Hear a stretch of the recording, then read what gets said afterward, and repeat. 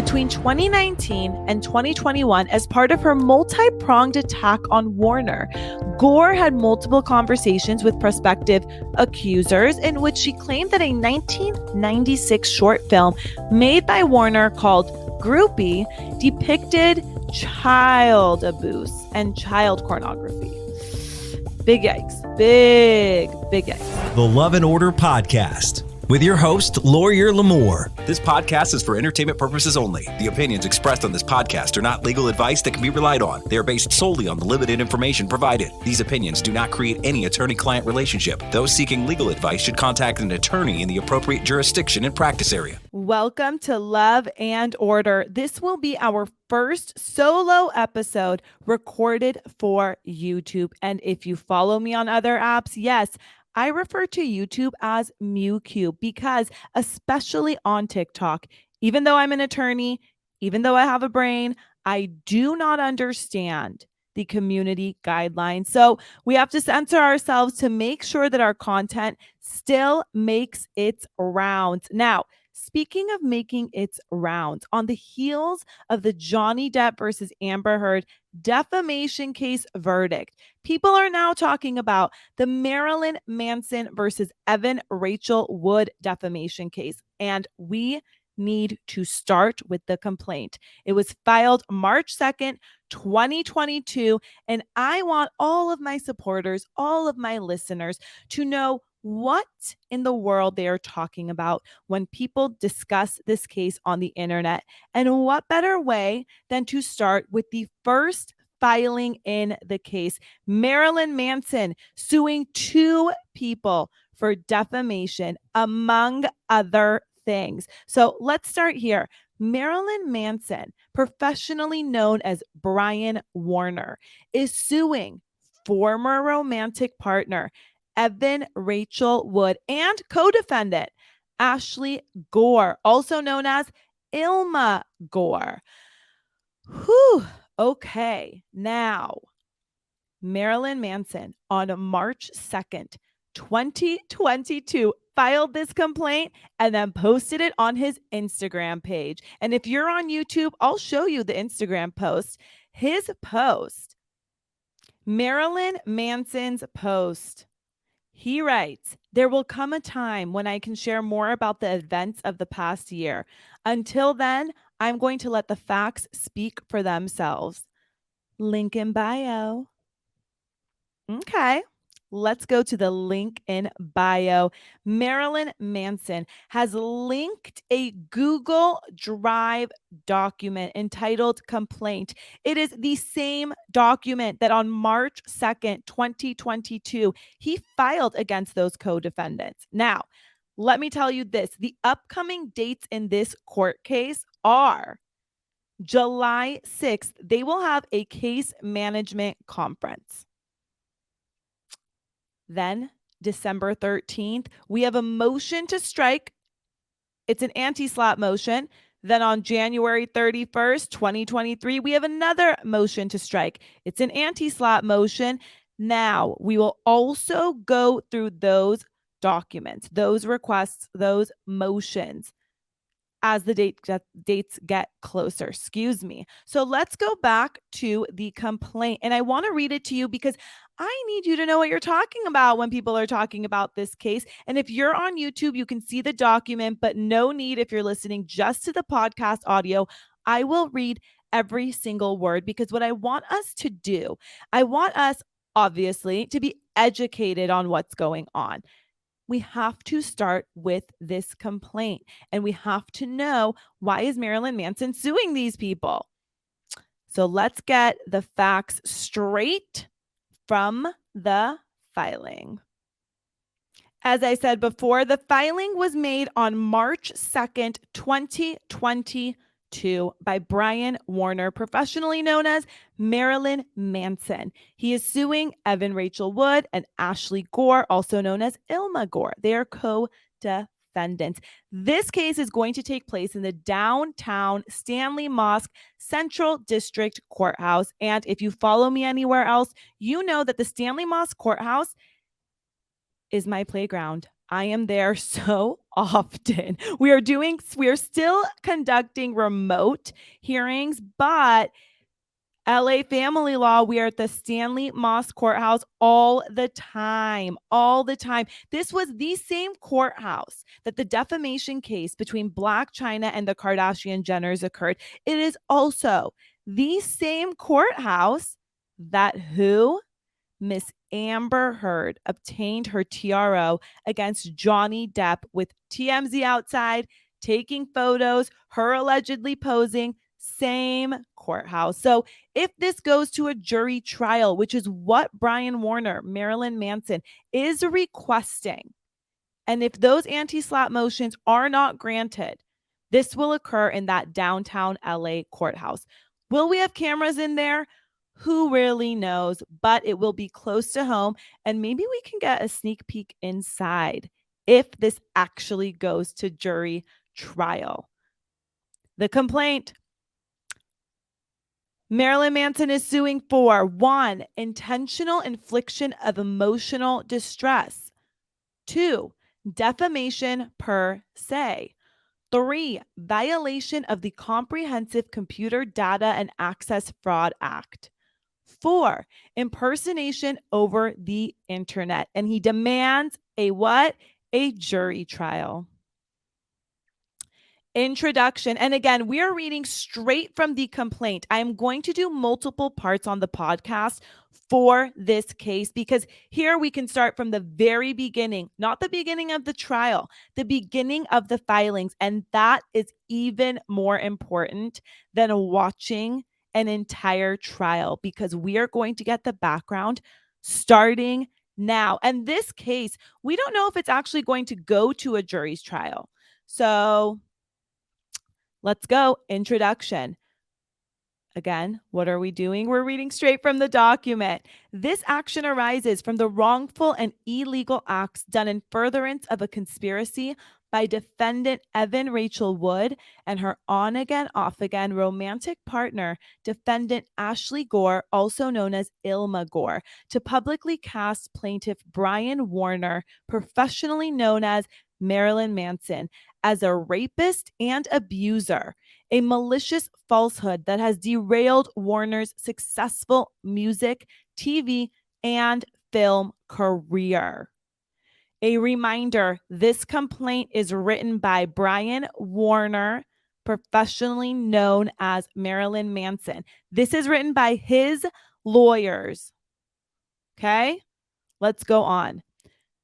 Wood was in a serious romantic relationship with Warner from 2006 to 2010, during which time she soaked up the spirited rock and roll lifestyle that came with being Warner's significant other.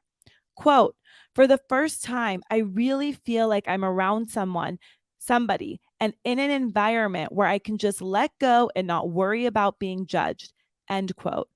She was, quote, craving danger and excitement, end quote. And as she would later explain, quote, "Being with Manson put my creativity into overdrive," end quote.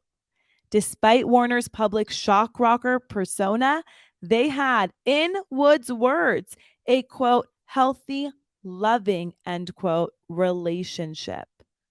Quote, "This is who I am, and this is who I've always wanted to be. And I'm finally with somebody who lets me be who I want to be," end quote.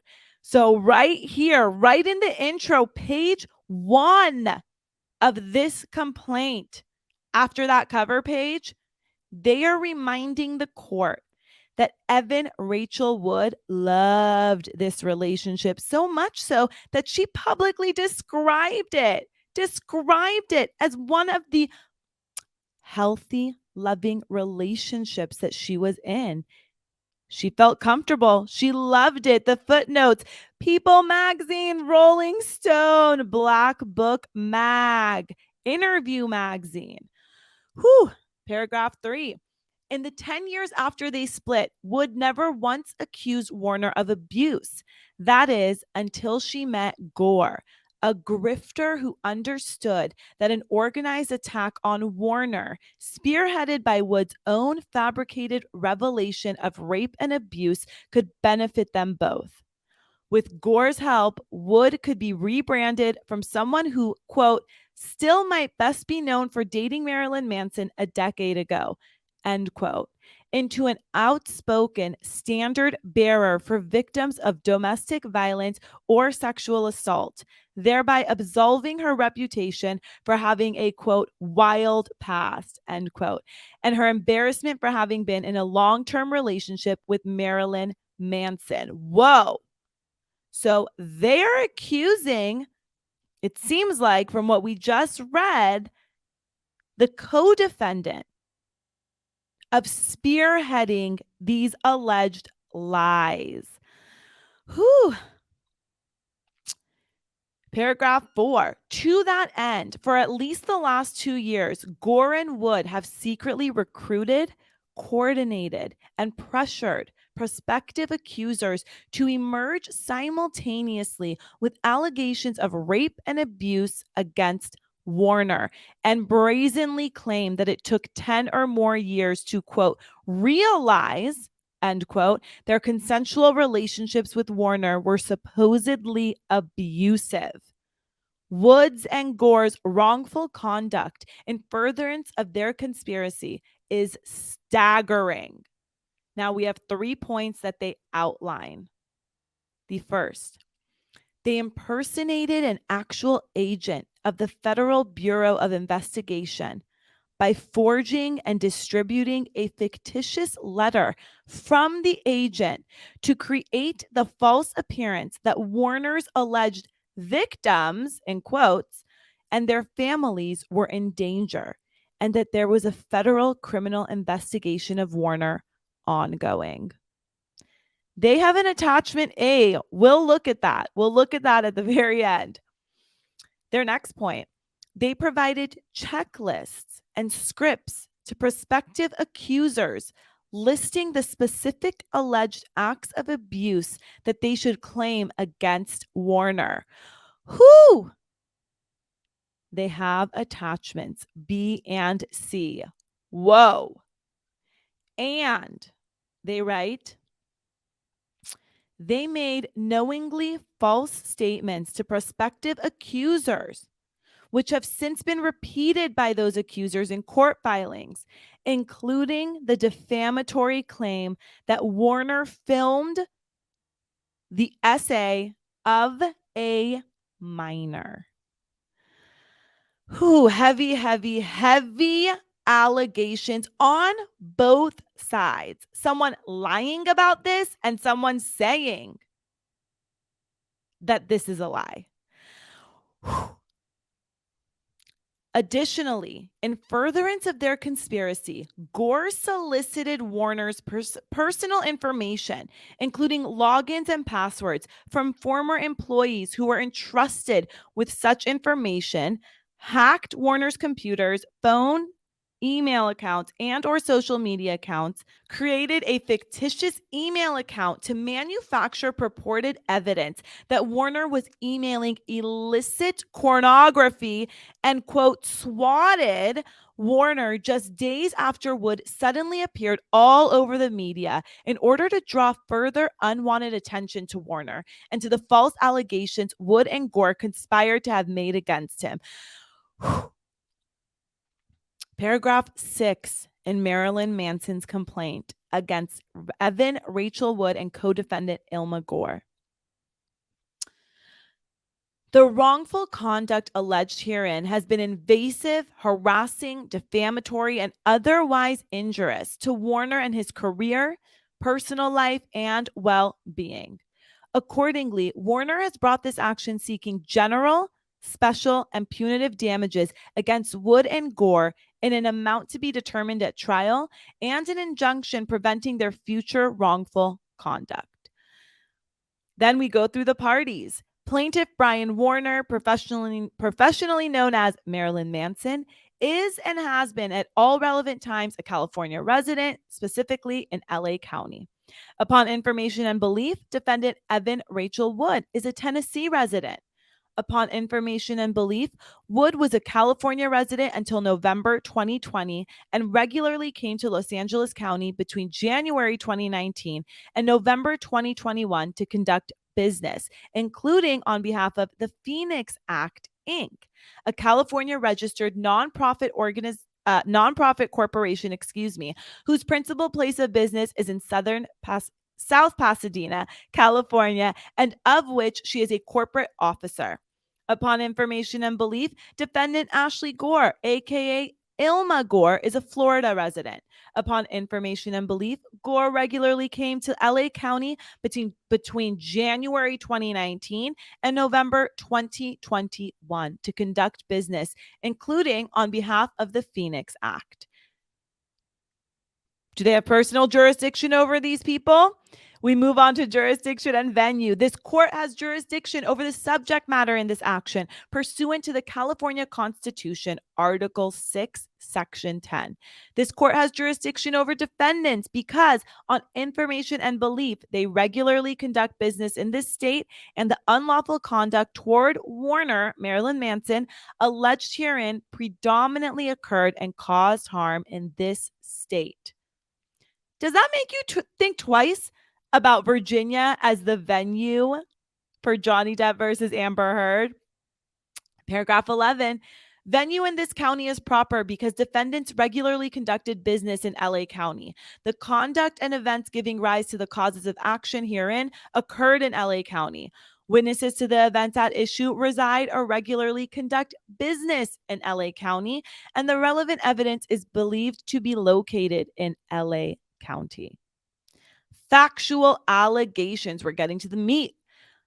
Wood is a film and TV actress. She and Warner, a musician, writer, filmmaker, and visual artist known professionally as Marilyn Manson, were in a romantic relationship from approximately 2006 until 2010. They were engaged to be married in 2010. In 2016, while promoting the HBO show Westworld, Wood told Rolling Stone magazine that she had been raped twice. Once, quote, by a significant other while we were together, and on a separate occasion by the owner of a bar, end quote. She did not name her alleged rapist. Side note, I want to go back to the fact that they were engaged to be married in 2010. I believe that just shy of a year, maybe it was 8 months, 10 months, they broke off the engagement. So that was the extent of their romantic relationship. Moving on to paragraph 14. In 2016, Wood became friendly with Gore, a visual artist with a history of trying to get attention by carrying out audacious publicity stunts. Okay. Wood and Gore have been romantic partners since approximately 2019. Upon information and belief, sometime between 2016 and 2019, Wood told Gore that she was raped by a significant other. Not Warner. But Wood had not and would not publicly accuse this person. In February 2018 and in April 2019, Wood gave sworn testimony before the U.S. Congress and the California State Senate in support of proposed legislation with which she and the Phoenix Act were affiliated. She testified that she had been raped once by a significant other and again, quote, by another attacker after hours at a bar, end quote. But she did not name either of them. Around this time, Wood and Gore conspired about how Wood and others could accuse Warner of abuse. These are, again, note, allegations made by Marilyn Manson against these co-defendants. We are reading word for word the complaint. I'll continue. Days before her testimony to the California State Senate, Wood incorporated the Phoenix Act. She serves as its CEO, CFO, and corporate secretary. Gore has been employed by the Phoenix Act since approximately 2019. Since at least 2019, Gore has been mired in significant financial troubles. For example, her family members have presented evidence that Gore committed crimes of identity theft by opening credit card accounts in the names of her twin sister and deceased mother, and borrowed money from an elderly family member under false pretenses, claiming that it was to assist with the purchase of a house, which Gore never carried out. Gore wrote in a notebook left with her family that her goal of being involved with the Phoenix Act was to, quote, make money. Now, if you're watching on YouTube, you see that note. It is embedded in the complaint. It says Phoenix Act to protect and to make money doing that. Or is it to protest? My God, my eyes. It's one of those. If you're on YouTube, leave a comment. Let me know if that says protect or protest. Either way, paragraph 18. The Phoenix Act engages in fundraising, including through multiple listings on crowdfunding website GoFundMe, where people can donate money to the Phoenix Act. At least one such GoFundMe page for the Phoenix Act stated that its goal was to raise $250,000. The Phoenix Act and those acting on its behalf advertise and promote it as being affiliated with Wood, including in connection with fundraising. The Phoenix Act describes itself as a survivor-led nonprofit created by Evan Rachel Wood that works to end the cycle of DV through organizing and passing legislation across the country. The Phoenix Act is seldom discussed online or in the press without reference to Wood. In 2019, Wood and Gore began secretly working on a documentary. They put documentary in quotes. Film project to chronicle Wood's activities on behalf of the Phoenix Act. In summer 2020, when HBO finally signed on to the project, Wood had never publicly alleged that Warner abused her. However, just weeks later, in September 2020, Wood decided for the first time that she would accuse Warner of abuse. Heavy, heavy.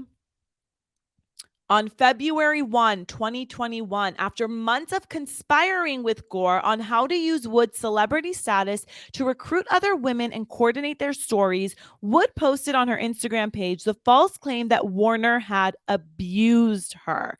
Again, I am reading straight from the complaint filed by Marilyn Manson and his attorneys on March 2nd, 2022. Let's go back to the complaint. That same day, several other women assisted and coordinated by Wood and or Gore sought media attention with remarkably similar public abuse allegations against Warner. Those claims, like Wood's, were false. This deluge of allegations against Warner brought renewed attention to the Phoenix Act and Wood, and in so doing, provided more manufactured content for the HBO project. Its director, Amy Berg, confirmed this fact in an interview with Variety, stating that, quote, naming Manson obviously created a lot more story for us. It became a two-part film in the edit bay, end quote. Whoo! On or around January 12, 2022, it was announced that part one of the project, titled Phoenix Rising, would premiere at the Sundance Film Festival in January 2022, and that both parts would air on HBO in March 2022.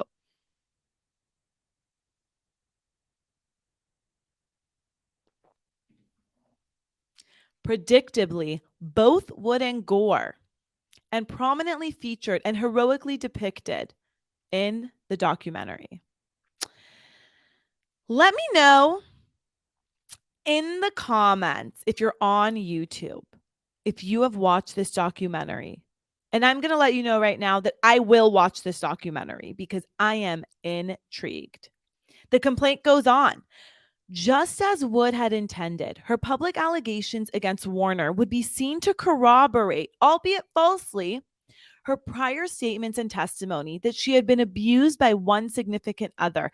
And in turn, the public allegations by several other women would be seen to corroborate, albeit falsely, Wood's allegations. She also hoped to absolve her reputation for having a wild past and her embarrassment for having been in a serious long-term relationship with Marilyn Manson. As explained in more detail below, the timing and overlapping substance of the public accusations against Warner, Marilyn Manson, was no coincidence, but rather the product of a wrongful conspiracy by Wood and Gore to organize, coordinate, and propagate false allegations about Warner. From approximately 2019 to the present, Wood and Gore have conspired to recruit, coordinate, and pressure people to claim that they were abused by Warner and that it took 10 or more years to realize this. In furtherance of this wrongful conspiracy and in order to enrich herself and benefit Wood, Gore committed a number of illegal acts. Wood acted in furtherance of the conspiracy and aided and abetted Gore's unlawful conduct. Wood and Gore have derailed Warner's career, the complaint alleges. Wood acknowledged as much in Phoenix Rising when she stated that the film itself, which debuted long after her and Gore's orchestrated attack on Warner began, quote, isn't about revenge or like he's a monster and like he needs to be punished and destroyed. He's already destroyed, end quote. Whew. In the complaint, in bold is this heading: Wood and Gore recruit, coordinate, and pressure prospective accusers to make false accusations against Warner. Gore used the Phoenix Act in connection with the film project to recruit, coordinate, and pressure women who had been linked to Warner to make false accusations of abuse against him. Gore did this with Wood's assistance and or acquiescence.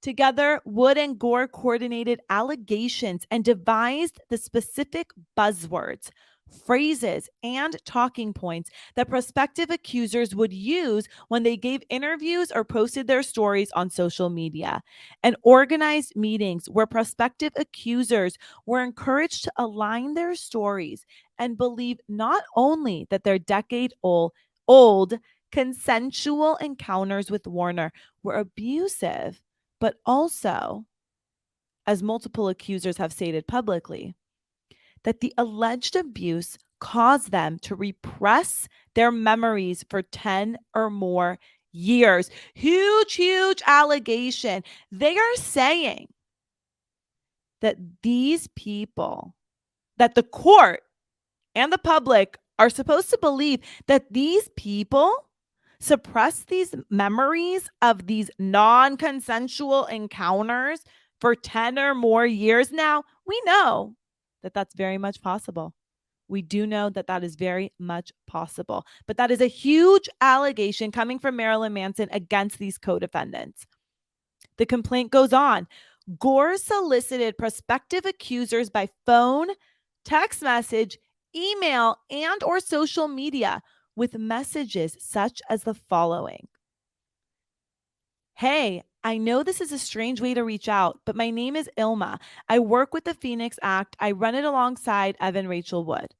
We were organizing a group of people to meet up in Los Angeles and Zoom/Skype in to talk about experience they had that might be similar to yours. I'm not sure that you would be interested in participating. You aren't obligated to speak, but if you wanted to listen in, that would be fine. It's a small group and you are personally invited. If you wanted to know more first, I would be happy to jump on the phone or email more details. Best, Illma. Gore used her proximity to Wood to attract and pressure potential accusers. Did that sound like pressure to any of you? Let me know. The complaint goes on. She bragged to them that she was close with Wood and was acting on behalf of the Phoenix Act, which she ran alongside Wood. Gore wooed potential accusers by claiming that she wanted them to organize through the Phoenix Act coalition and were personally invited to participate in small groups with Wood. The clear implication was that potential accusers could also be close to Wood, a famous actress, if they participated and agreed to be featured in Wood's film. These meetings, which provided a forum to coordinate allegations, were filmed for Phoenix Rising. Gore further enticed potential accusers to allege abuse by suggesting that she was already amassing evidence for a claimed ongoing criminal investigation of Warner and that her efforts would lead to Warner's arrest. Gore planned that in addition to filming the small group sessions with Wood and the recruited accusers, the film crew would also record Gore and/or Wood dropping their, quote, evidence, end quote, off to law enforcement and Warner's anticipated arrest. Gore and others working on the film with her also repeatedly referenced a claimed ongoing criminal investigation to intimidate potential accusers, including by suggesting both directly and by implication that if they did not participate, they could be in danger and security would not be provided for them and their families. Whew. Now, in the footnotes, we see a YouTube link. That footnote is attached to that message from Illma to potential participants in their documentary. Upon information and belief, these links are believed to have contained prohibited content, as the URLs currently do not work and thus were likely taken down. As another example, upon information and belief, Gore used fake email accounts to create documents that looked like Warner communicating with attorneys regarding a criminal investigation. In one such email dated February 8, 2021, just days after Wood and several others made fictitious claims of abuse against Warner in a coordinated attack, B.H. Warner, 1969, received an email from a person purporting to be writing on behalf of Warner's attorney. However, the email's purported sender did not work for or ever work for that attorney. Paragraph 41. Upon information and belief, Gore created these documents as part of the wrongful conspiracy against Warner to enhance her reputation and esteem with Wood, the Phoenix Act, and persons that she was soliciting or had solicited to speak out against Warner, and ultimately to enrich herself. Warner first learned of these fake email accounts and the fake emails described above in November 2021, when copies of these emails were shared with him. Before that, Warner had never received any emails sent to or from these fake email accounts. Accordingly, Warner did not discover, and a reasonable and diligent investigation would not have disclosed that Gore's use of fake email accounts contributed to Warner's harm. Heading D, Gore swats Warner in February 2021. Let's see what this one is about. Swatting is the harassment tactic of making a hoax or prank report to emergency services to elicit the dispatch of a large number armed police officers, e.g., the Special Weapons and Tactics Team, SWAT, to a particular location or address. Swatting is often triggered by the false report of a serious law enforcement emergency, such as a bomb threat, homicide, hostage situation, or a mental health emergency. For example, the claim that an individual at a certain location is suicidal, homicidal, and/or unwell. Swatting creates fear, anxiety, and trauma in its victims, as it did with Warner. It spurs copycats, especially where the victims are celebrities or where the incidents are publicized. And of course, it carries a high risk of violence, not only for the innocent victims of swatting, but also for the law enforcement officers responding to what then appears to be a serious emergency. Accordingly, swatting is and has been crime in California and has been crime in California under Penal Code Section 148.3, as well as in other states and under federal law. Lots of footnotes here, lots and lots of footnotes. Gore swatted Warner on or around February 3rd, 2021. The LAPD was notified that the FBI had received a call from a friend of Warner named Illma Gore, who claimed that an emergency existed because she had not been able to reach him and was concerned for his safety. This report was false. Warner was at home with his wife and a guest and not in any danger. Gore knew her report was false. She and Warner have never even met. She has never been Warner's friend and had no basis to believe Warner posed any risk of danger to himself. On the evening of February 3rd, 2021, multiple LAPD officers and squad cars responded to the purported emergency at Warner's home. When Warner did not answer the door, more units arrived, and an LAPD helicopter was deployed. The officers continued to attempt to gain access into Warner's home, and the low-flying helicopter circled above, shining its spotlight onto Warner's property and into the windows of his home. At approximately 8:10 p.m., a person associated with Warner received an email from an LAPD detective stating that, "Today we were notified by the FBI that they received a call from a friend of Mr. Manson. The friend, Illma Gore, has not been able to reach him and is concerned for his safety. We went to his residence, but there was no answer. Is there a way for us to contact him to check on his well-being? If not, can you have him reach out to Illma?" The LAPD returned multiple times and entered Warner's property. Eventually, the police left after determining there was no evidence of any trouble. In addition to 4 LAPD squad cars and a helicopter, paparazzi were at Warner's doorstep. When the police arrived, the paparazzi took photos and videos and recorded someone making the false statements, which can be heard in the videos, that a person inside the house was screaming for help. This created an even more dangerous situation for Warner and his wife and guests inside the house. Upon information and belief, the paparazzi were present because they had been tipped off in advance by Gore, who, as explained below, had solicited and improperly received Warner's home address and other personal information. What? That evening, video and images of the police response were posted and went viral online, as it was reported that, quote, Marilyn Manson's home was swarming with cops after a worried friend called concerned for the singer's well-being, saying they'd been unable to get in touch with him for hours, end quote. Other outlets reported that a welfare check was requested by an alarmed friend who had spent several hours trying to contact the singer just days after a slew of women publicly accused him of abuse. Wow.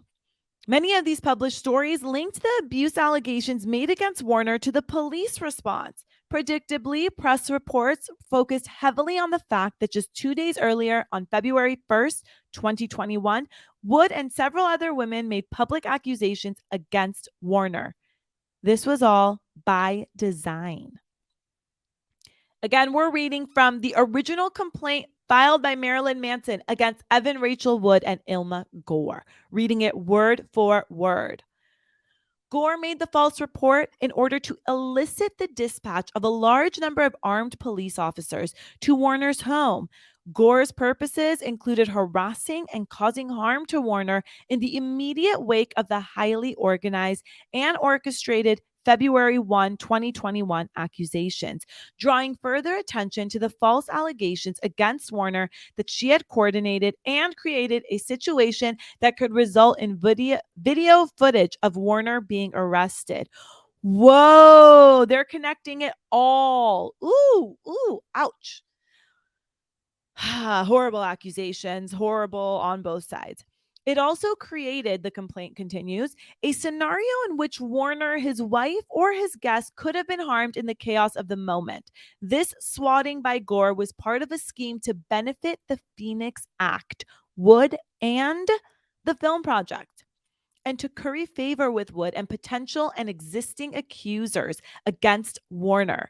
Based on the press coverage of the police response, which reported on the disturbing incident at Warner's home and allegations levied days earlier, but not that this welfare check was a hoax, Gore was successful. Big yikes, big yikes. We move on to Section E. In bold, the heading reads, Gore hacks Warner's computer files and social media accounts. Upon information and belief, Gore gained unauthorized access to, e.g., hacked, Warner's email login and passwords, social media login and passwords, and social security number. Among other sources, Gore solicited and obtained this information from Ashley Walters. Walters was Warner's former assistant and one of the women recruited by Gore and Wood to make accusations against Warner. As part of her work for Warner, Walters was entrusted with Warner's private information by Warner and his representatives. As is common in the entertainment business and numerous other professions that handle sensitive, potentially high-profile matters, Walters entered into a confidentiality agreement that prohibited her from disclosing such information. Gore procured from Walters, among other private and protected information, Warner's email and social media logins and passwords, and Warner's social security number, home address, and phone number. Gore procured this information knowing that she would use it to gain access to and use data, a computer system, a computer network, and or computer services. Indeed, Gore has a history with precisely this type of wrongful conduct. Wow. In November 2021, a Santa Cruz County judge issued a temporary restraining order against Gore after her twin sister recounted that Gore, quote, committed digital spying and stalking against me, made me fear that I and my children were in immediate danger, serious physical injury, and disturbed my peace, liberty, and free will with coercive control, end quote. Gore has boasted that she has a computer science background and is interested in hacking. Okie dokie. Upon information and belief, Gore used information provided by Walters and others to gain access to Warner's personal details, private conversations, email accounts, phones, and social media accounts. Gore used the information she obtained as part of her scheme to orchestrate and promulgate false accusations against Warner, including the coordinated false accusations against Warner on February 1st, 2021. And thereafter, which would bring further attention to the Phoenix Act, Wood, and the film project, and to curry favor with Wood and potential and existing accusers against Warner. Section F, in bold, Gore slanders Warner. Now, if you have followed me for a while, you know that we do not allow any slander against any attorneys in any of my content, any of my comment threads. We don't like it. It is not allowed. Let's go on with the complaint. Between 2019 and 2021, as part of her multi-pronged attack on Warner, Gore had multiple conversations with prospective accusers in which she claimed that a 1996 short film made by Warner called Groupie depicted child abuse and child pornography. Big yikes. Big yikes. During one such conversation in 2021, Gore said that the actress in Groupie was not of age at the time of the shoot and was unalive, and that if the video were to be seen, Warner would be indicted. Gore's statements about Warner and Groupie are demonstrably false. Gore knew they were false or acted with reckless disregard of their falsity. The actress, Paula Weiss, was 22 years old at the time the film was made. She has publicly stated that she was not underage. She was involved in conceptualizing the plot of the film and was acting and hamming it up. Clips from Groupie were featured in a 1998 tour documentary called Dead to the World. Weiss not only was thanked in the credits to that film, but also went on to star in music videos, including Manson's Long Hard Road Out of Hell in 1997 and Garbage's Push It in 1998.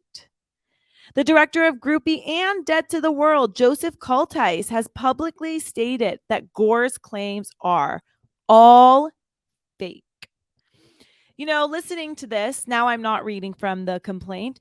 Listening to this, why would you do this? If this is true, these are allegations. This is from Marilyn Manson's complaint. But if they have all this evidence, what were these co-defendants thinking? This seems like these things were so easy to prove. What?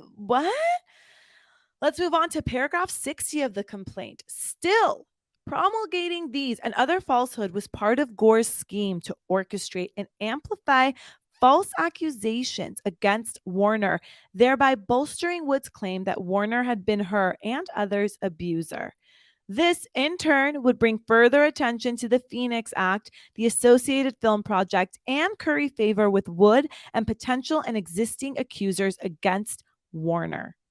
Indeed, Gore's defamatory allegations regarding Groupie have been repeated in at least one civil complaint filed against Warner and consequently have reverberated through the press.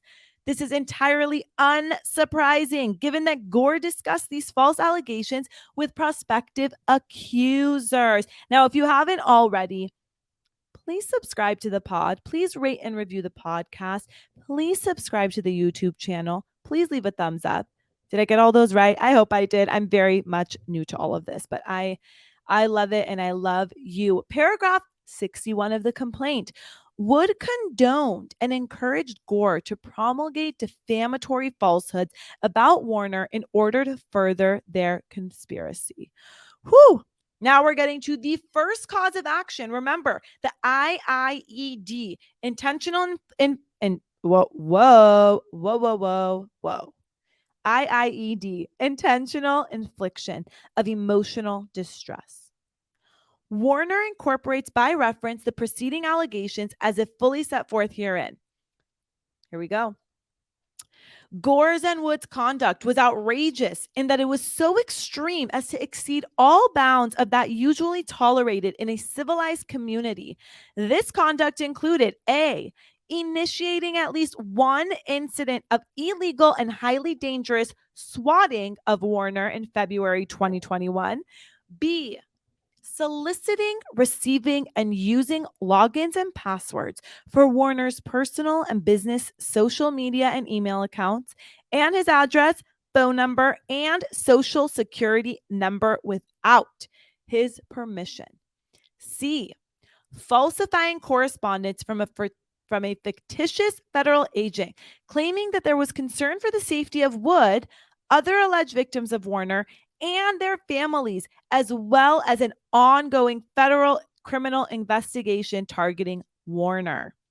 D, making knowingly false and defamatory statements against Warner, including that the actress in the Groupie video was not of age and that Warner was manufacturing child pornography.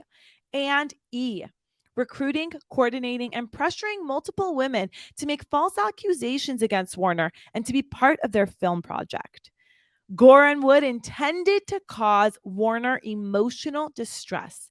In the alternative, Gore and Wood acted with reckless disregard of the probability that Warner would suffer emotional distress as a result of their conduct. Warner suffered emotional distress. Gore's and Wood's outrageous conduct was a substantial factor in causing Warner's severe emotional distress and was the actual and proximate cause of the emotional distress. Gore and Wood acted with oppression, fraud, or malice as defined by California Code Section 3294, Civil Code Section 3294, and engaged in highly reprehensible conduct, warranting punitive damages. Now, remember we saw that special verdict form in Johnny v. Amber. These points would be on that verdict form for the jury to decide if they occurred. Second cause of action, defamation per se. Warner incorporates by reference the preceding allegations as if fully set forth herein. Gore stated to persons other than Warner that during the filming of Groupie, the actress in the video was a minor and that the actress was, quote, dead. Gore understood the statements to refer to Warner and specifically to mean that Warner's role in the making of Groupie, e.g., as a child pornographer, was criminal. Indeed, she stated that Groupie was evidence of a felony and that Warner would be indicted as a result. Those statements about Groupie were false. The actress in the video, Paula Weiss, is alive. She was not underage when Groupie was filmed. She has since publicly stated that she was not a minor at any time during the production of the film. In addition, the director of the film, Joseph Kultice, has publicly stated that these claims are all fake. On information and belief, Gore knew the statements were false or had serious doubts as to their truth. Upon information and belief, Gore knew the actress was not a minor or had serious doubts that she was one, but instead intended to peddle these false and defamatory statements because they would validate and enhance her fabricated narrative regarding Warner's alleged abuse of others, including as reflected on the checklist provided to women that Gore recruited to come out against Warner. Gore made the above described false and defamatory statements without privilege or justification. The above false and defamatory statements injured Warner by diminishing his reputation in his profession, trade, and/or business, which has a natural tendency to lessen his profits. It was Gore's intent and expectation that the defamatory statements would injure Warner economically, including by lessening his profits. The above described false and defamatory statements also injured Warner by causing him to experience harm that is compensable by general damages. Gore's intent and expectation was that the defamatory statements would cause Warner this harm. Warner did not discover and had no reason to discover what prospective accusers had been told in confidential discussions with Gore until one such person revealed in at least November 2021 that Gore had made these statements. Gore also acted with oppression, fraud, or malice as defined by California Civil Code Section 3294 and engaged in highly reprehensible conduct warranting punitive damages. Third, cause of action. Now, in these paragraphs, they're just summing up. They've given us the facts, and now they are putting the facts into the law. Third, cause of action. Violation of the Comprehensive Computer Data and Access Fraud Act. If you're watching the YouTube video, I just hit my chin to the microphone. Anyway, Warner incorporates by reference the preceding allegations as if fully set forth herein. Gore, with Wood's express or tacit approval, solicited, received, and used logins and passwords for Warner's personal business, social media, and email accounts without his permission, including from Warner's former assistant, who was entrusted with such information as part of performing her duties for Warner. Fun fact, tacit was a wordle that ruined my streak. Anyway, upon information and belief, Gore and Wood knowingly accessed and without permission deleted, destroyed, or otherwise used data, a computer system, or a computer network in order to devise or execute a scheme or artifice to defraud, deceive, or extort, and or wrongfully control or obtain money, property, or data. That is a mouthful. A mouthful. They did some shit. They did some wrong shit. We'll go on. Upon information and belief, Gore and Wood knowingly accessed and without permission took, copied, and or made use of data from a computer system, or computer network. Upon information and belief, Gore and Wood knowingly and without permission used or caused to be used computer services. Upon information and belief, Gore and Wood knowingly and without permission accessed or caused to be accessed a computer system, or computer network. Upon information and belief, Gore and Wood knowingly and without permission provided and or assisted in providing a means of accessing a computer computer system, or computer network in violation of Penal Code Section 502. Warner was harmed as a result of Gore's and Wood's conduct, and Gore's and Wood's conduct was a substantial factor in causing Warner's harm. Gore and Wood acted with oppression, fraud, or malice as defined by California Civil Code Section 3294 and engaged in highly reprehensible conduct, warranting punitive damages. Fourth cause of action, impersonation over the internet. Warner incorporates by reference the preceding allegations as if fully set forth herein. Gore, with Wood's express or tacit approval, knowingly and without consent, credibly impersonated Warner through and/or on an internet website or by other electronic means for purposes of harming, intimidating, threatening, or defrauding Warner. Warner was harmed as a result of Gore's and Wood's conduct, and of Gore's and Wood's conduct was a substantial factor in causing Warner's harm. I apologize for any of the stop and goes as I'm reading the complaint. We're almost to the end, but sometimes there are typos that I'm trying to correct as I go, and you catch them when your eyes go over them twice. And anyway, the complaint goes on. Gore and Wood acted with oppression, fraud, or malice as defined by California Civil Code Section 3294 and engaged in highly reprehensible conduct warranting punitive damages. Prayer for relief, the final page. These are his requests. Marilyn Manson's requests against Evan Rachel Wood and Illma Gore in this action. He is asking the court for the following: damages, including general and special damages and an amount to be proven at trial, punitive damages, all costs, interest, and attorney's fees to the extent provided by law, an order enjoining Wood and Gore from engaging in further wrongful conduct toward Warner, and such other and further relief as this court may deem just and proper. Plaintiff hereby demands a trial by jury of all triable issues. Whew, what a complaint. Crazy, crazy allegations. If you have any questions about what in the world is going on here, please leave them in the YouTube comment section or DM them to me.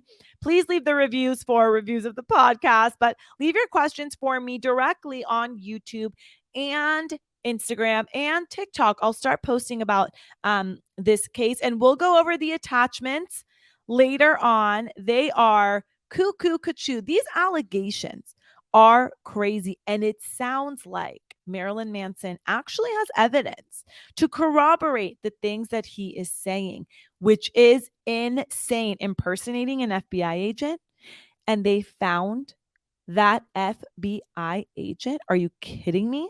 The FBI agent says, I didn't write it. They created a false FBI unit. There is a checklist. What are you talking about? What is happening here? How is this real?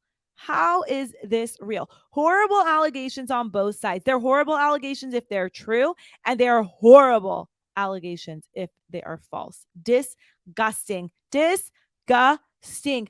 We know Marilyn Manson's side. We know his side. We don't know what the other side will claim. I hope you enjoyed this episode. I really want us to have the foundation to know what we are talking about when we are going to deep dive into this case together. I love you. Let me know if you have any questions. Love you. Thanks for watching. Thanks for listening. Bye.